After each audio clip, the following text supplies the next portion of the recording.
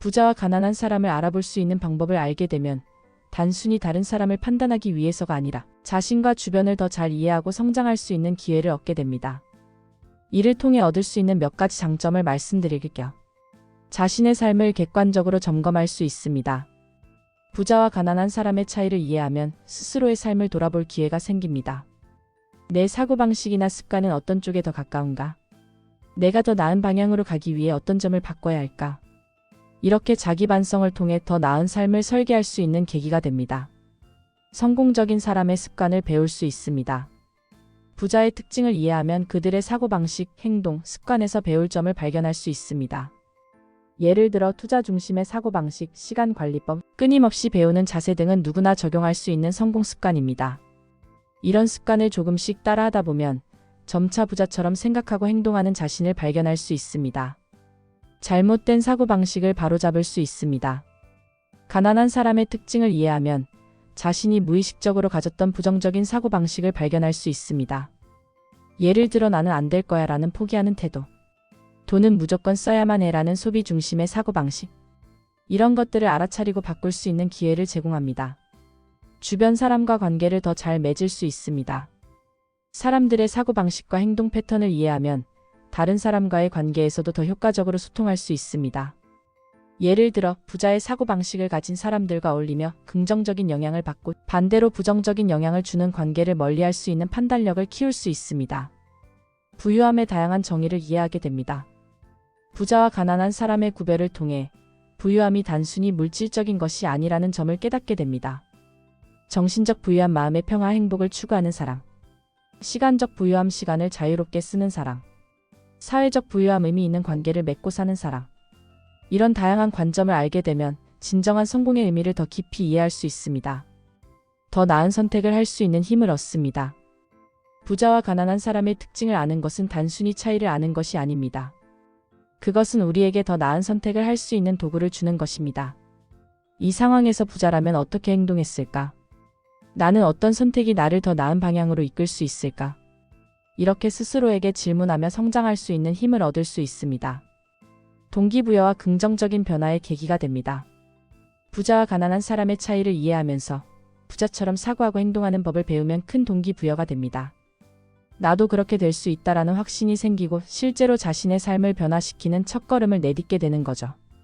부자와 가난한 사람을 알아보는 법을 배우는 것은 타인을 판단하기 위한 도구가 아니라 자기 성장을 위한 거울입니다. 이것을 통해 더 나은 사고방식과 습관을 배우고 더 행복하고 풍요로운 삶을 향해 나아갈 수 있습니다. 여러분도 오늘부터 이런 점들을 관찰하고 스스로에게 적용해 보시면 좋겠습니다. 먼저 부자에 대한 정의를 살펴볼게요. 부자란 뭘까요?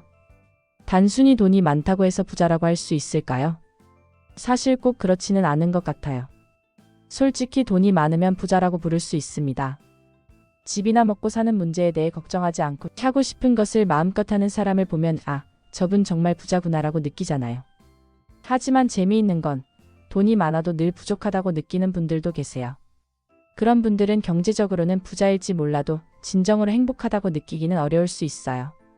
그래서 어떤 책에서는 아무 식당에 들어가서 가격을 보지 않고 주문할 수 있으면 부자라는 말을 하더군요.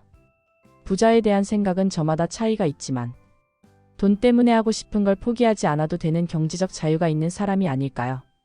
그럼 한국에서 객관적으로 부자라고 말할 수 있는 기준을 알아보겠습니다.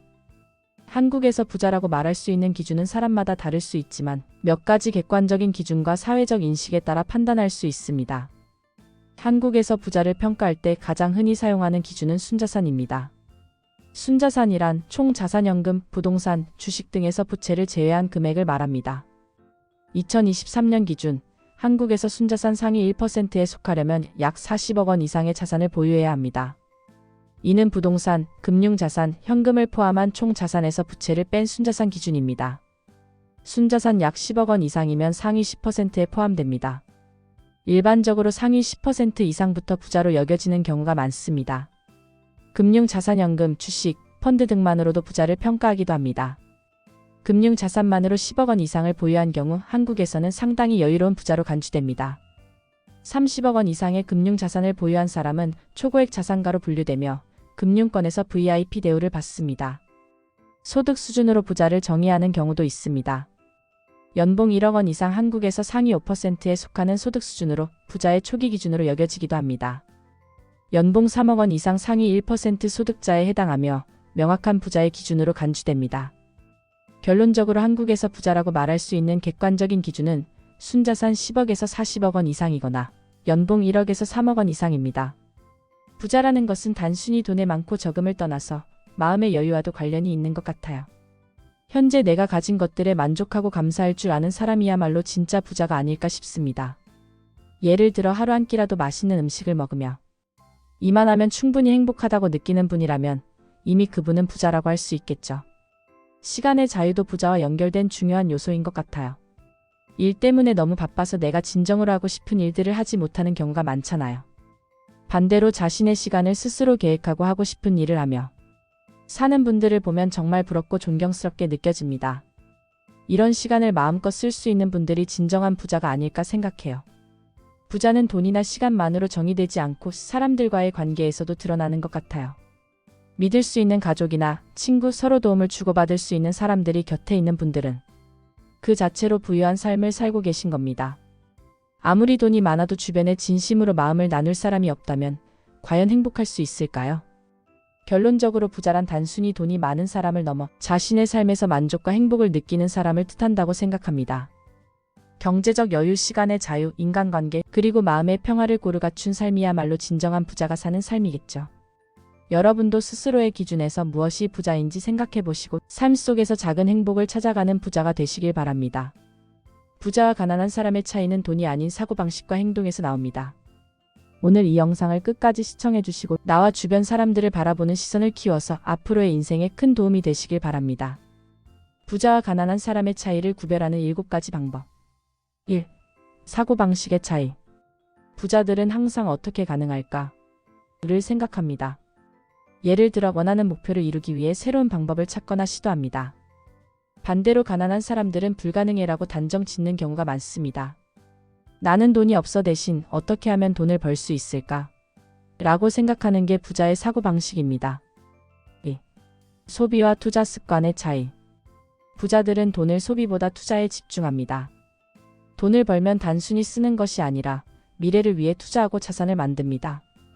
반면 가난한 사람들은 종종 돈이 생기면 소비하는 데 급급합니다. 예를 들어 부자는 새로운 지식이나 기술을 배우기 위해 돈을 투자하지만 가난한 사람은 단기적인 즐거움에 돈을 사용합니다. 3. 시간 관리의 차이. 부자들은 시간을 돈처럼 소중하게 생각합니다. 시간을 효율적으로 관리하며 생산성을 높이는 데 집중합니다. 반면 가난한 사람들은 종종 시간을 낭비하며 긴급하지 않은 일들에 시간을 허비하는 경향이 있습니다.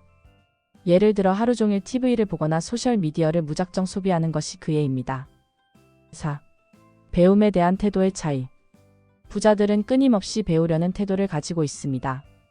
책을 읽고 강의를 듣고 새로운 경험을 쌓으면서 스스로를 성장시킵니다. 반면 가난한 사람들은 난 이미 다 알아라는 생각으로 배움을 멈추곤 합니다. 특히 부자들은 실패를 배움의 기회로 삼습니다.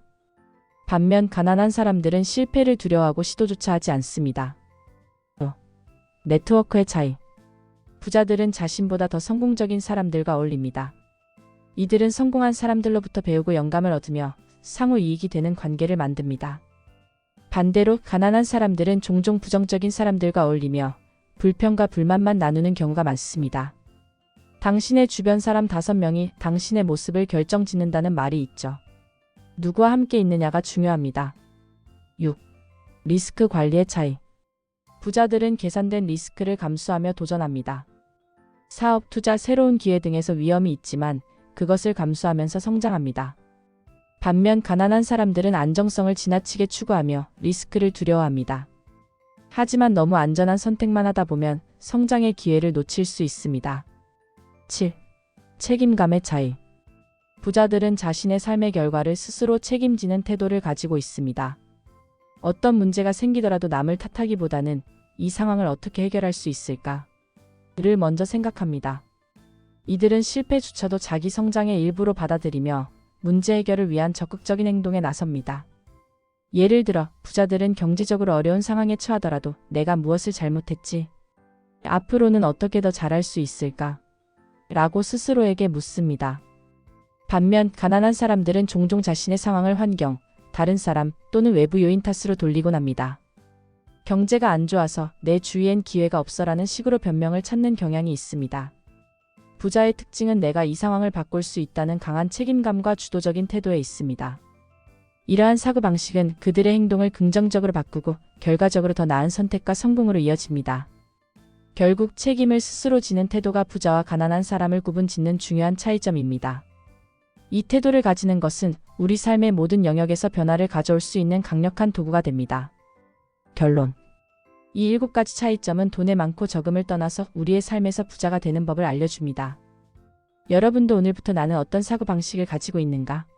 를 점검해 보세요. 그리고 하나씩 부자의 습관을 따라 해보는 겁니다.